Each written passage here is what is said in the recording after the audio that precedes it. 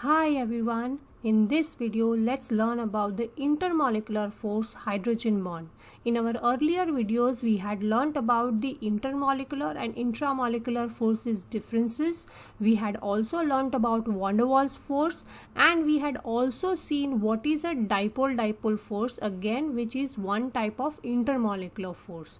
This video we will learn about hydrogen bond again, which is a type of intermolecular force.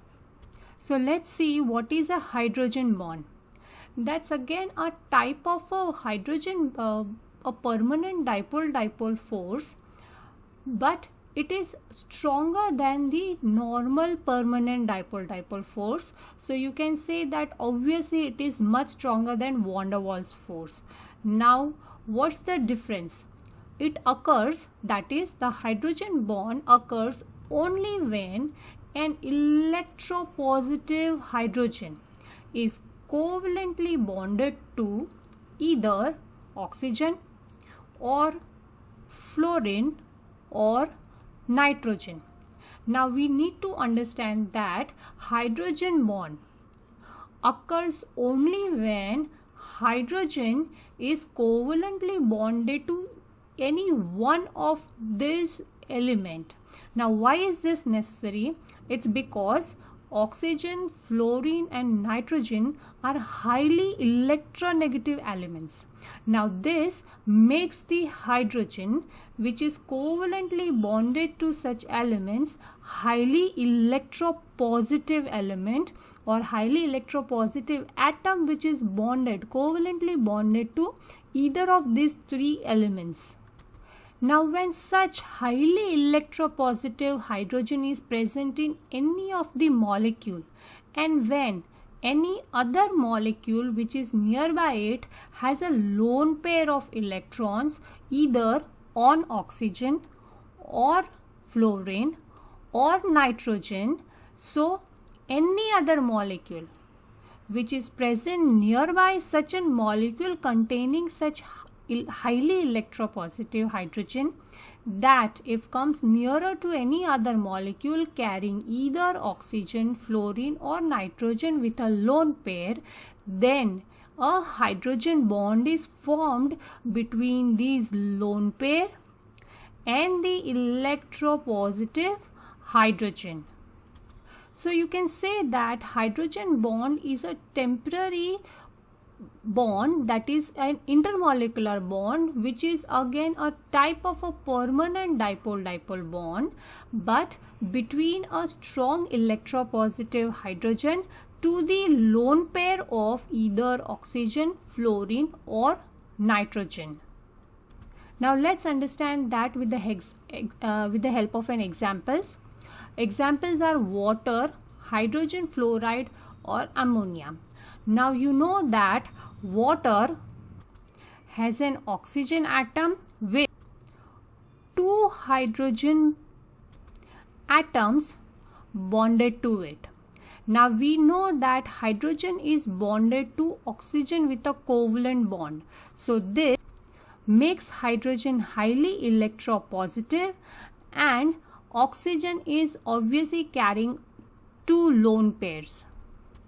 Now when such water molecule comes nearer the other water molecule, then a hydrogen bond is formed between the electropositive hydrogen and the lone pair of oxygen. Now this is the hydrogen bond formed between the molecules of water. Same way we can understand the hydrogen fluoride also. If we have such molecules of hydrogen fluoride, this makes the hydrogen highly electropositive and the fluorine have the lone pair of electrons on it. Now as we know, fluorine has three lone pairs of electron, then the hydrogen bond will be formed between the electropositive hydrogen and the lone pair of fluorine. So this is how the hydrogen bond is formed between the hydrogen fluoride molecules. Now in the case of ammonia, again we have hydrogen covalently bonded to nitrogen. This makes hydrogen highly electropositive, and we know there are lone pairs on nitrogen. So when such molecules comes closer, the electropositive hydrogen forms a hydrogen bond with the lone pair of nitrogen. So this is how the hydrogen bond is formed between the ammonia molecules.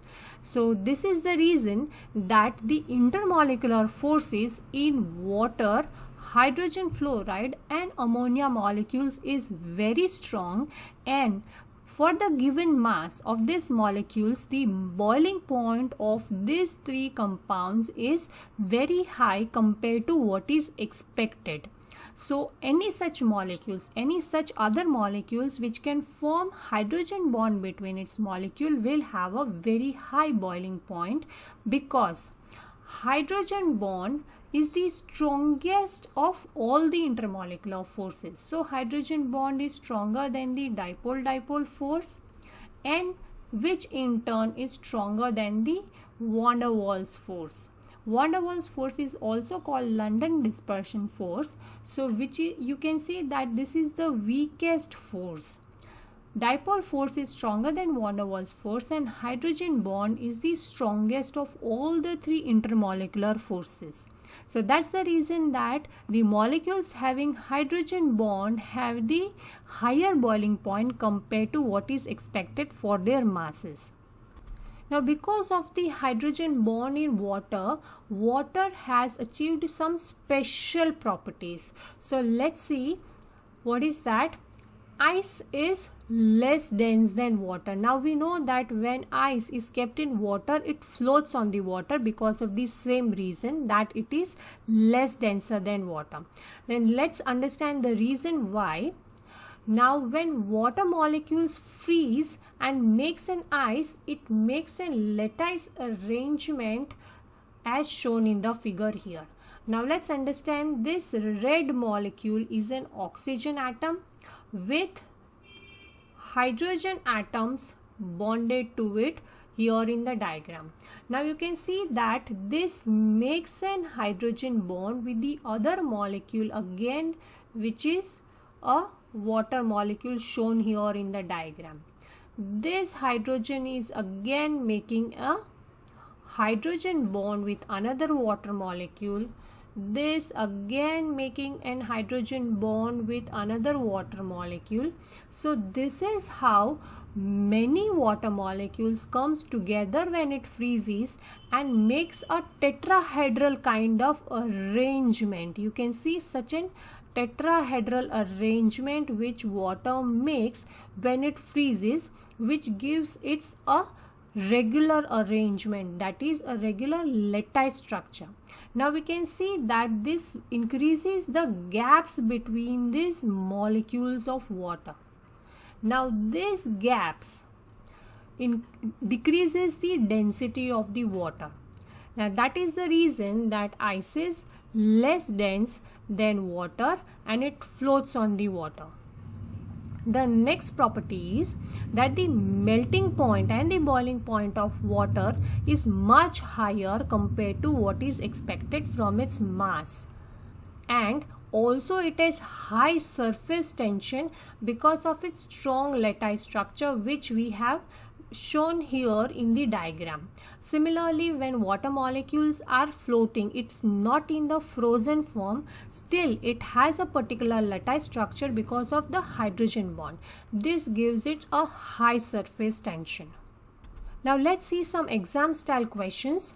Question 1 says, explain with the aid of a diagram showing lone pairs of electrons and dipoles that why hydrazine is very soluble in ethanol. Now let's understand what is hydrazine. Hydrazine is N2H4 molecule. So N2H4 is such a compound. So now as we can see that hydrogen is covalently bonded to nitrogen. So hydrogen is highly electropositive.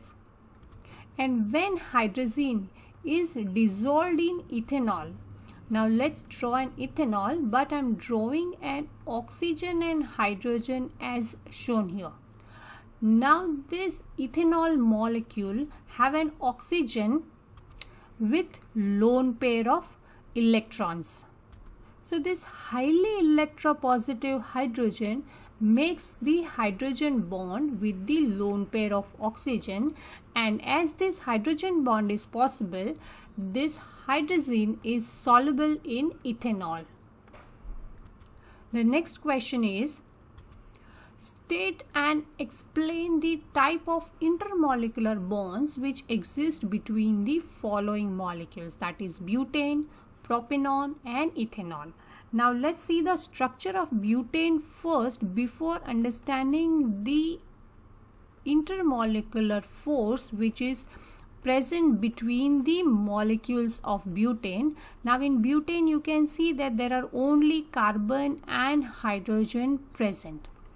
Now it doesn't have any electronegative atom, or it doesn't have a hydrogen which is covalently bonded to either fluorine, oxygen or nitrogen. So the only intermolecular force possible in butane is van der Waals force, or you can also call it as London dispersal force. Now let's see propanol. Now we know that propanol is having such a structure with 3 carbon and 1 oxygen as shown. Now we know that oxygen is electronegative, rest all atoms are electropositive. So now only atom which is electronegative in propanol is oxygen, and there is no hydrogen covalently bonded to oxygen. Hydrogen is bonded only to carbon, as we can see in the structure. So the only intermolecular force which is possible between the molecules of propanol is permanent dipole-dipole force. That is because the electronegative oxygen is present in the molecules of propanol. Now let's see the structure of ethanol. Ethanol has 1 oxygen bonded to hydrogen and the other 2 carbon which is covalently bonded to hydrogen. Now as hydrogen is covalently bonded to oxygen, it is electropositive, highly electropositive, and when it comes near the other ethanol molecule, you can draw an other ethanol molecule in any form we want. So this oxygen is going to have a lone pair, and because this electropositive hydrogen and there is a lone pair of oxygen, there is a hydrogen bond possible here. So the intermolecular bond present in ethanol is hydrogen bond.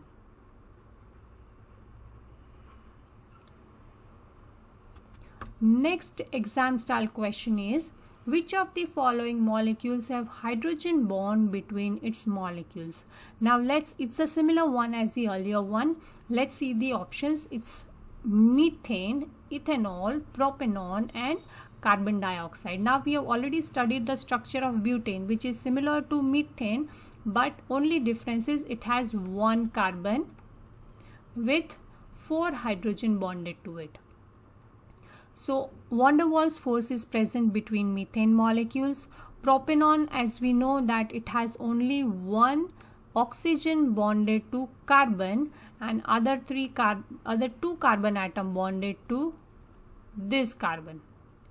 Carbon dioxide has oxygen and carbon, but such a molecule turns out to be non-polar because of its structure and symmetry.